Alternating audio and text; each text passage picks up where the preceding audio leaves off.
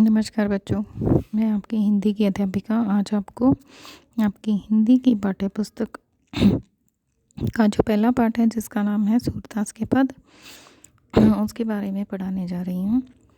ये उस पाठ की रिवीजन वीडियो है। इसमें इसको सुनकर आप अपने डाउट्स क्लियर कर सकते हो। जो ये पाठ है सूरदास के पद, ये सूरदास द्वारा रचित सूर सागर से लिया गया है और ये एक भ्रमर गीत है। इस काव्य पाठ के पदों में गोपियों की विरह व्यथा को चित्रित किया गया है। श्री कृष्ण के मथुरा चले जाने के बाद गोपियाँ दुखी हो गई। श्री कृष्ण को गोपियों की विरह व्यथा का ज्ञान था। उन्होंने गोपियों को निर्गुण ब्रह्म का ज्ञान देने एवं समझाने के उद्देश्य से अपने मित्र उद्धव अपने प्रयास में असफल सिद्ध हुए। गोपियाँ प्रेम को महत्व देती थी, ना कि योग को। योग संदेश कड़वी ककड़ी की भांति लगे। उन्होंने भौरे के माध्यम से उद्धव पर व्यंग बाण छोड़े और उलाहना दिया। इन पदों में गोपियों की विरह व्यथा के साथ साथ श्री कृष्ण के प्रति अनन्य प्रेम की अभिव्यक्ति हुई है। पाठ में संकलित पहले पद में उद्धव जो हैं उन्होंने उद्धव को बड़ी बड़भागी कहा है और उन पर व्यंग किया है। गोपियाँ कहती हैं कि उद्धव श्री कृष्ण के समीप रहकर भी उनके प्रेम से अछूते रह गए हैं। उद्धव को कमल के पत्ते और तेल लगी उस गगरी के समान बताया है जिस पर श्री कृष्ण के प्रेम का कुछ असर नहीं होता। ये दोनों पानी से अछूते रह गए हैं। उद्धव ने तो प्रेम रूपी नदी में अपने पांव तक नहीं डुबोए हैं, जबकि गोपियाँ श्री कृष्ण के प्रेम रूपी गुड़ में चींटियों की भांति अनुरुक्त होती चली जाती हैं। दूसरे पद में गोपियों की व्यथा मुखरित हुई है। वे अपने मन की बातें किससे कहें। उद्धव के आने से वे मन मसोस कर रह जाती हैं। उनके मन की अभिलाषा धरी की धरी रह गई है। वे कृष्ण के आने की समय सीमा के सहारे अपने दिन बिता रही थी, पर श्री कृष्ण के योग संदेश को सुनकर उनकी पीड़ा और भी बढ़ गई। इससे उनका रहा सहा धैर्य भी जवाब दे रहा है। तीसरे पद में गोपियों ने श्री कृष्ण के प्रति अपना एक निष्ठ प्रेम प्रकट किया है।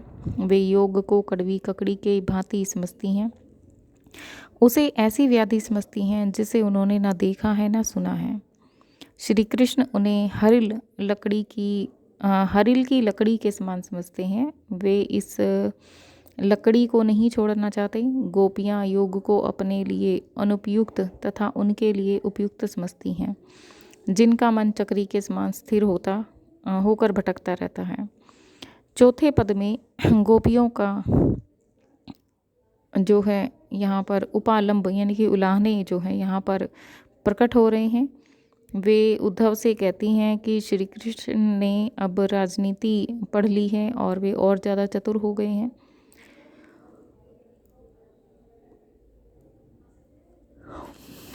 गोपियाँ भी उद्धव के माध्यम से श्री कृष्ण को राज धर्म याद करने की बात कहती हैं। वे कहती हैं कि पहले के लोग ही ज़्यादा उच्च थे, अच्छे थे, जो प्रजा का हित रखते थे, लेकिन कृष्ण गोपियों के साथ अन्याय कर रहे हैं।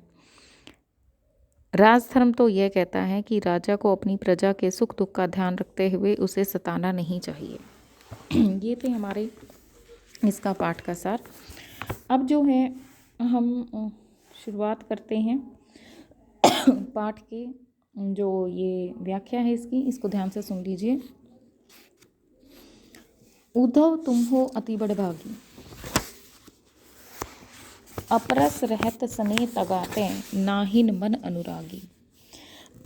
यहाँ पर इन पंक्तियों में गोपियाँ उद्धव से कहती हैं कि तुम बहुत ही भाग्यशाली हो जो श्री कृष्ण के पास रहकर भी उनके प्रेम और स्नेह से वंचित हो। पुर इन पात रहत जल भीतर तारस देह न दागी। यहाँ पर गोपियाँ जो हैं उद्धव को कहती हैं कि तुम तो कमल के पत्ते के समान हो जो जल में रहकर भी जल में डूबने से बचता है, या जल उसके शरीर को, उसके पत्तों को जो है गलने से शरीर के पत्ते जो पानी जो है उसके शरीर को या आप कमल के पत्ते को गला नहीं सकते। जो जल महातेल की गागरी बूंद न ताको लागी। यहाँ पर दूसरा उदाहरण यहाँ पर प्रस्तुत करते हुए गोपियाँ कहती हैं कि तुम तो उस तेल की मटकी के समान हो जिसमें जो पानी के भीतर रहकर भी उस मटकी पर जो है वो पानी नहीं ठहरता है, और चाहे उसको पानी में कितना ही भिगो लो उस पर पानी की एक बूंद भी नहीं ठहरती। तुम उसी प्रकार से हो। श्री कृष्ण रूपी प्रेम की नदी में तुमने स्नान भी नहीं किया है या पाँव भी नहीं डुबोए हैं। प्रीति नदी में पाँव न बोरेओ, दृष्टि न रूप परागी। तो कहते हैं कि तुमने जो है श्री कृष्ण के प्रेम की नदी के साथ रहते हुए भी उसमें स्नान नहीं किया है। वो कहते हैं कि ये बात तो दूर है कि तुम्हें श्री कृष्ण से प्रेम नहीं हुआ है। तो कहते हैं कि ये बात तो बहुत दूर है कि श्री कृष्ण की प्रेम की एक छींट भी तुम पर नहीं पड़ी है। सूरदास अबला हम भूरी गुर चाटी जो पागी। यहाँ पर जो है गोपियाँ जो हैं सूरदास जी कहते हैं कि गोपियाँ अपने आप को कहती कि हम भोली भाली गोपिकाएं हैं, इसलिए हम उनके प्रति ठीक उस तरह से आकर्षित हैं जैसे चींटियाँ गुड़ के प्रति आकर्षित होती हैं। हमें उनके प्रेम में लीन रहना है। चलिए अगला देखिए।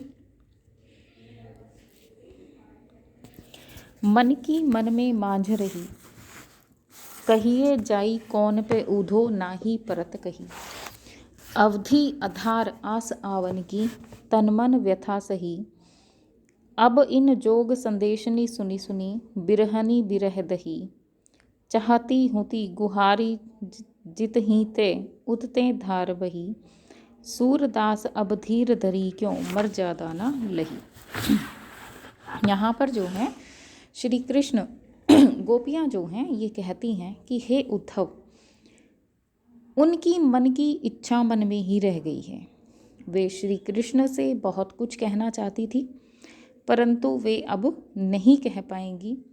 वे उद्धव को अपने संदेश देने का उचित पात्र नहीं समझती हैं और ये कहती हैं कि उन्हें बातें सिर्फ श्री कृष्ण से करनी हैं, किसी और को कहकर वे संदेश नहीं भेजना चाहती।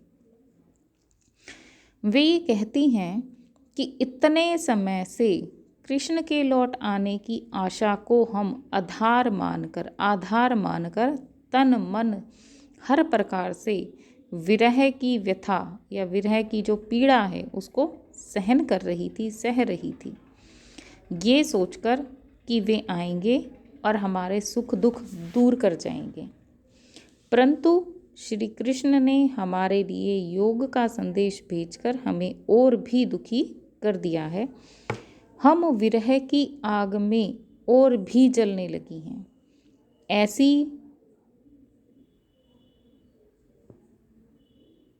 ऐसे में कोई उनके रक्षक को पुकारता है, परंतु हमारे जो रक्षक हैं वही आज हमारे दुख का कारण हो गए हैं।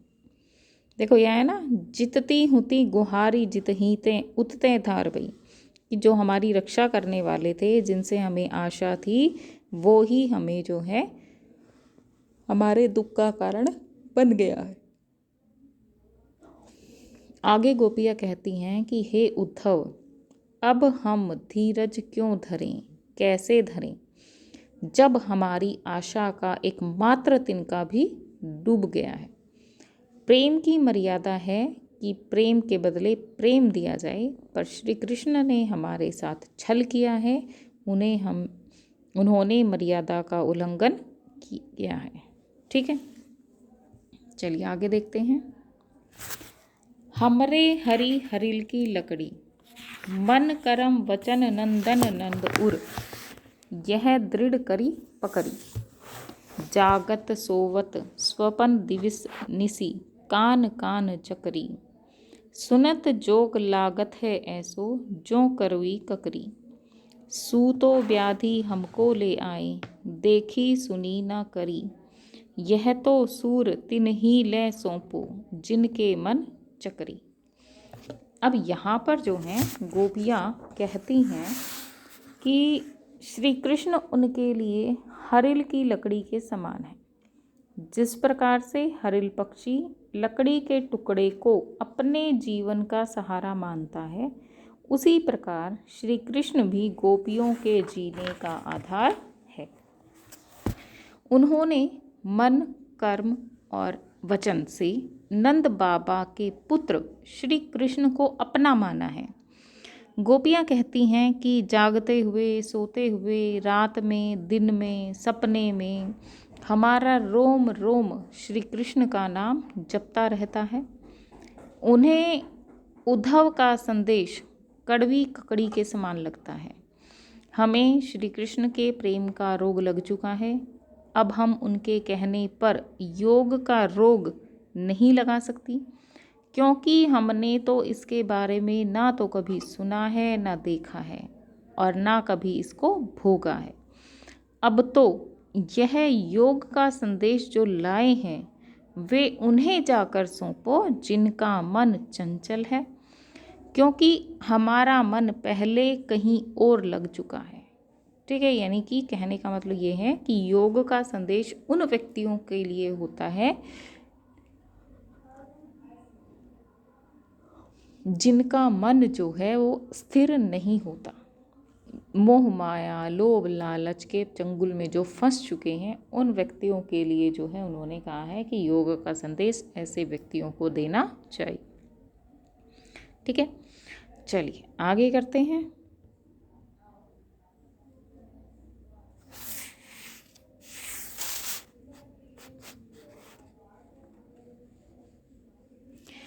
हरि है राजनीति पढ़ आए, समुझी बात कहत मधु करके, समाचार सब पाए। इक अति चतुर हुते पहले ही, अब गुरु ग्रंथ पठाए। बुद्धि बड़ी बुद्धि जानी को उनकी, जोग संदेश पठाए।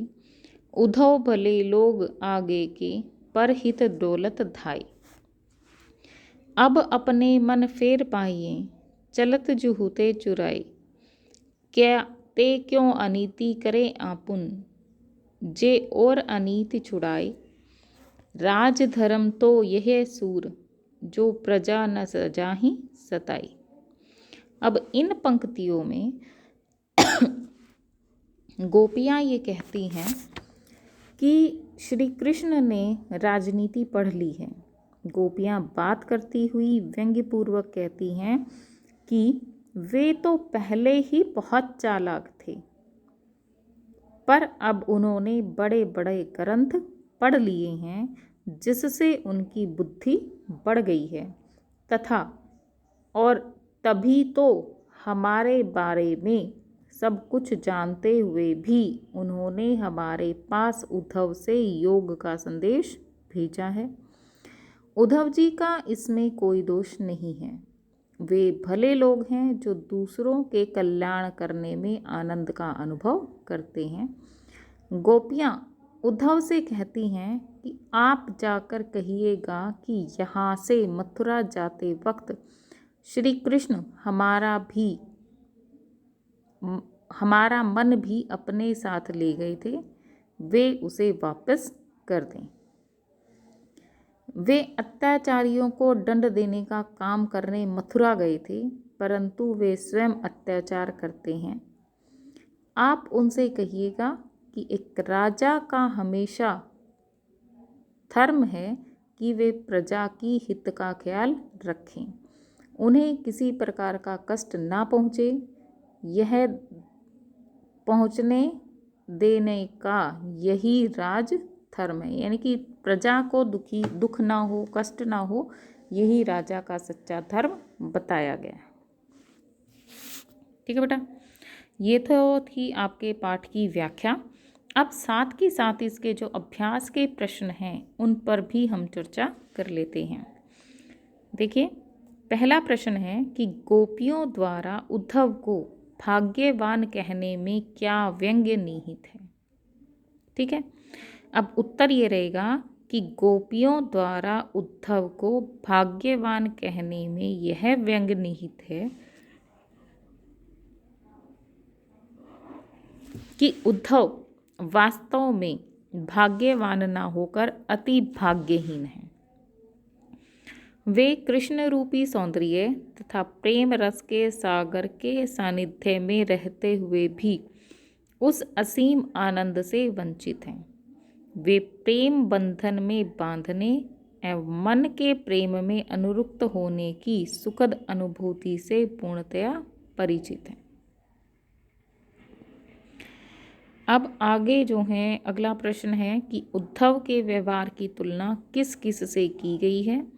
तो हम उत्तर देंगे कि उद्धव के व्यवहार की तुलना जो है निम्नलिखित उदाहरणों से की गई है।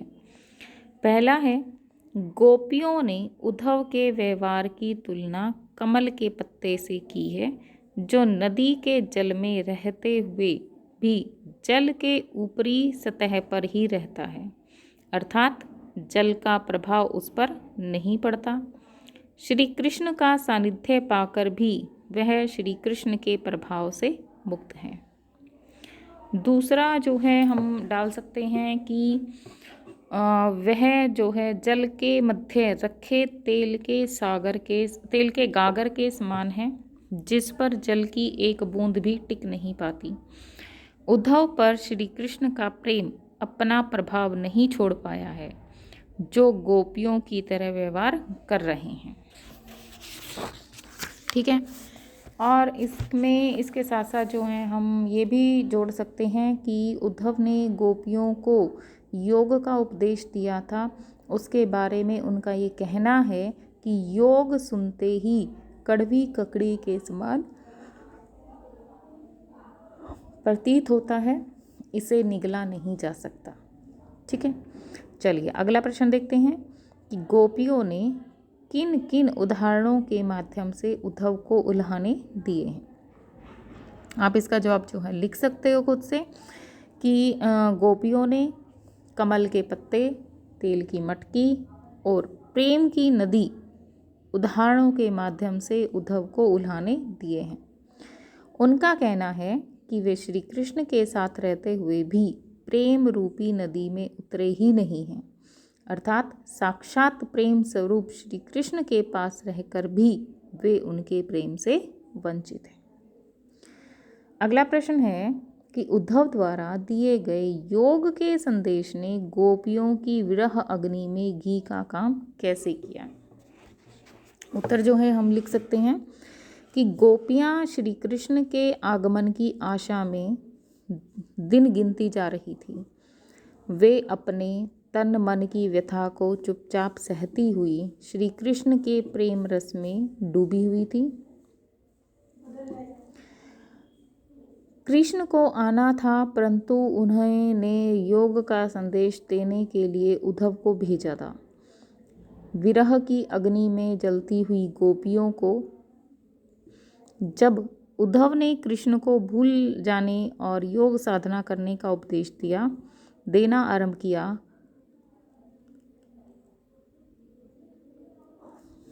तब गोपियों की विरह वेदना और भी बढ़ गई।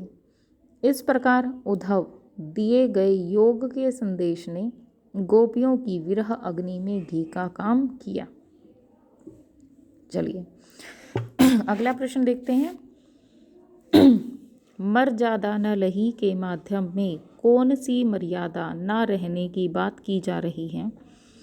अब उत्तर इस प्रकार से रहेगा कि मर्यादा न लही के माध्यम से प्रेम की मर्यादा न रहने की बात की जा रही है।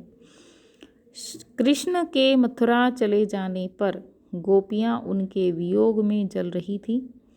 कृष्ण के आने पर ही उनकी विरह वेदना मिट सकती थी, परंतु कृष्ण ने स्वयं न आकर उद्धव को यह संदेश देकर भेजा कि गोपियां कृष्ण का प्रेम भूलकर योग साधना में लग जाएं। प्रेम के बदले प्रेम का प्रतिपादन ही प्रेम की मर्यादा है। लेकिन कृष्ण ने गोपियों की प्रेम रस के उत्तर में योग की शुष्क धारा भेजी थी। इस प्रकार कृष्ण ने प्रेम की मर्यादा नहीं रखी, वापस लौटने का वचन देकर वे गोपियों से मिलने नहीं आए। अगला प्रश्न है कि कृष्ण के प्रति अपने अनन्य प्रेम को गोपियों ने किस प्रकार अभिव्यक्त किया है। उत्तर लिखेंगे कि गोपियों ने कृष्ण के प्रति अपने अनन्य प्रेम को हरिल पक्षी के उदाहरण के माध्यम से अभिव्यक्त किया है। वे अपने को हरिल पक्षी व श्री कृष्ण को लकड़ी की भांति बताता है। जिस प्रकार हरिल पक्षी सदैव पंजे में कोई लकड़ी अथवा तिनका पकड़े रहता है, उसे किसी भी दशा में नहीं छोड़ता, उसी प्रकार गोपियों ने भी मन, कर्म और वचन से कृष्ण को अपने हृदय में दृढ़तापूर्वक बसा लिया है। वे जागते सोते स्वप्न अवस्था में दिन रात कृष्ण कृष्ण की ही रट लगाती रहती हैं। साथ ही गोपियों ने अपनी तुलना उन चींटियों के साथ की है जो गुड़ पर आसक्त होकर उससे चिपट जाती हैं और फिर स्वयं को छुड़ा न पाने के कारण वहीं अपने प्राण त्याग देती हैं। अगला प्रश्न है कि गोपियों ने उद्धव से योग की शिक्षा कैसे लोगों को देने की बात कही है। यहाँ पर उत्तर लिखेंगे हम कि गोपियों ने उद्धव से योग की शिक्षा ऐसे लोगों को देने की बात कही है जिनका मन चंचल है और इधर उधर भटकता रहता है। उद्धव अपने योग के संदेश में मन की एकाग्रता का उपदेश देते हैं, परंतु गोपियों का मन तो कृष्ण के अनन्य प्रेम में पहले से ही एकाग्र है। इस प्रकार योग संदेश का उपदेश उनके लिए निरर्थक है। योग की आवश्यकता तो उन्हें है जिनका मन स्थिर नहीं है या स्थिर नहीं हो पाता। इसलिए गोपियाँ चंचल मन वाले लोगों को योग का उपदेश देने की बात कहती हैं। 8वां प्रश्न हमारा है कि प्रस्तुत पदों के आधार पर गोपियों का योग साधना के प्रति दृष्टिकोण को स्पष्ट कीजिए। उत्तर लिखेंगे कि प्रस्तुत पदों में योग साधना के ज्ञान को निरर्थक बताया गया है। यह ज्ञान गोपियों के अनुसार अव्यवहारिक और अनुपयुक्त है। उनके अनुसार यह ज्ञान उनके लिए कड़वी ककड़ी के समान है, जिसे निगलना बड़ा ही मुश्किल है। सूरदास जी गोपियों के माध्यम से कहते हैं कि ये एक बीमारी है, जो वो भी ऐसा रोग जिसके बारे में उन्होंने न पहले कभी सुना है न पहले कभी देखा है। परंतु कृष्णमय होकर यह योग शिक्षा तो उनके लिए अनुपयोगी है। उनके अनुसार श्री कृष्ण के प्रति एकाग्र भाव से भक्ति करने वाले को योग की बस जरूरत नहीं होती। अगला प्रश्न है कि योग गोपियों के अनुसार राजा का धर्म क्या होना चाहिए। तो उत्तर हम लिखेंगे कि योग के अनुसार या गोपियों के अनुसार राजा का धर्म उसकी प्रजा की हर तरह से रक्षा करना तथा नीति से राजधर्म का पालन करना होता है। एक राजा तभी अच्छा कहलाता है जब वह अनीति का साथ न देकर नीति का साथ देता है। अगला प्रश्न हमारा यही रहेगा कि गोपियों को कृष्ण में ऐसे कौन से परिवर्तन दिखाई दिए जिसके कारण वे अपना मन वापस पाना चाहती हैं। तो हम लिखेंगे यहाँ पर कि गोपियों को लगता है कि श्री कृष्ण ने अब राजनीति सीख ली है। उनकी बुद्धि पहले से भी अधिक चतुर हो गई है। पहले वे प्रेम का बदला प्रेम से चुकाते थे, परंतु अब प्रेम की मर्यादा को भूलकर योग का संदेश दे रहे हैं। उन्होंने पहले दूसरों के अन्याय से लोगों को मुक्ति दिलाई है, परंतु अब नहीं। श्री कृष्ण गोपियों से मिलने की बजाय योग के संदेश देने के लिए उद्धव को भेज देते हैं। श्री कृष्ण के इस कदम से गोपियों के मन और भी आहत हो जाता है। कृष्ण में आए इन्हीं परिवर्तनों को देखकर गोपियाँ अपनों को श्री कृष्ण के अनुराग से वापस लेना चाहती हैं। अगला प्रश्न है कि गोपियों ने अपने वाक चातुर्य के आधार पर ज्ञानी उद्धव को परास्त कर दिया। उनके वाक चातुर्य की विशेषताएं बताइए। यानी कि उन्होंने जो है गोपियों ने अपनी वाणी से, अपने बातों से जो है उद्धव को भी हरा दिया था। तो ऐसी कौन कौन सी उसकी विशेषताएं थी उनकी वाणी की, उनकी बात करने के तरीके की। एक तो हम लिखेंगे कि उसमें जो है व्यंग्यात्मकता है। गोपियाँ व्यंग करने में प्रवीण हैं। वे उद्धव को बड़भागी कहकर उस पर करारा व्यंग करती हैं। ऐसा कहकर वे उद्धव को अभागा कहने से नहीं चूकती। दूसरा हम लिखेंगे स्पष्टवादिता, कि गोपियाँ उद्धव से अपनी बातें बिना लाग लपेट के कहती हैं। वे उद्धव के व्यवहार की तुलना कमल के पत्ते और तेल की गागर से करते हैं और योग को कड़वी ककड़ी बताती हैं। थर्ड पॉइंट है भावुकता। गोपियाँ अपनी बातें कहते कहते भावुक भी हो जाती हैं। फिर है उपालंब का आश्रय। तो इसमें लिखेंगे कि गोपियों की बातों में उपालंब का भाव निहित है। वे कृष्ण को अनीति करने वाले तक कह देती हैं। यानी कि कृष्ण क्या है? अनीति करने वाले हैं। ठीक है। अगला प्रश्न है कि संकलित पदों को ध्यान में रखते हुए सूर के भ्रमर गीत की विशेषताएं बताइए।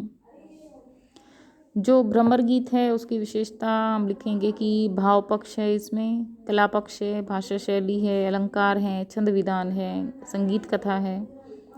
तो भाव पक्ष में आएगा कि भ्रमर गीत एक भाव प्रधान गीति काव्य है। इसमें उदात्त भावनाओं और मनोभावनाओं का चित्रण हुआ है।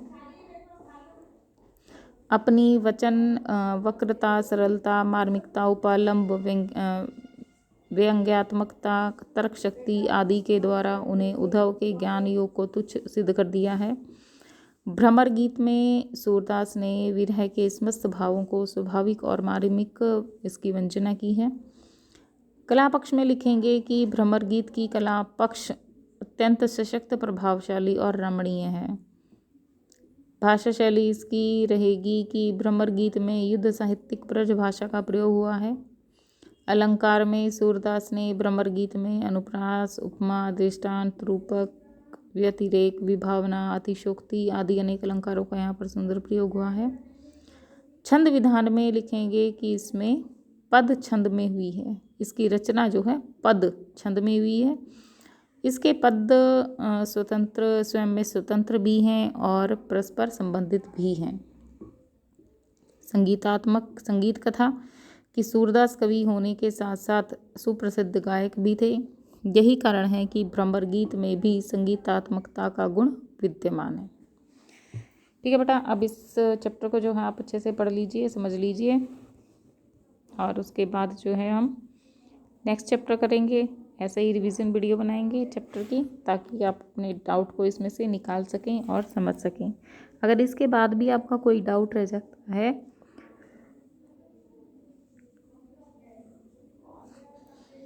तो बेटा अपने प्रश्नों का जवाब जो है वो मुझसे पूछ लीजिए।